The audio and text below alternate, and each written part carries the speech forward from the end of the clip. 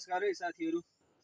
म चाहिँ आज हाम्रो टमाटर बारीमा टमाटरको पात काटछाड गरिरहेको छु। टमाटर चाहिँ अलि अब मान्छे भए ज्येष्ठ नागरिक, टमाटर भए अब बुढो हुँदै गएको छ र विभिन्न रोगहरूले सताएको छ। चिसोको कारणले हुने रोगहरू, ढुसीहरू, यस्तै धुले रोगहरू, इङ्ग्लिसमा यसलाई पाउडरी मिल्यु भन्छ, यस्तो धुले रोगहरू लागेको छ।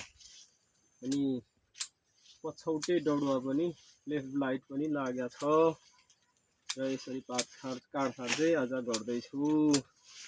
अनि टमाटर पनि यस्तो राम्रो फलेको छ, तलको सबै टिपिसकेको हो।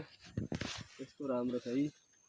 माथिको पनि राम्रै फल्दै थियो, तर अब चाहिँ मल ट्रप ड्रेस गर्न पनि सकिएन। अनि त्यसपछिबाट मल पनि सिद्धिँदै गयो र चिसोले पनि माथि गएर चाहिँ यसरी कक्रेको अवस्था छ।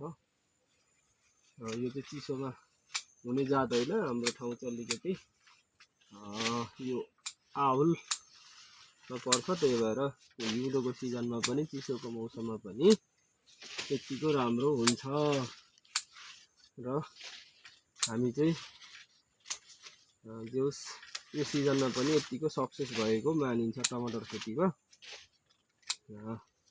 यसरी यिनीहरूको चाहिँ पात काटछाड चाहिँ यसरी गर्नुपर्छ।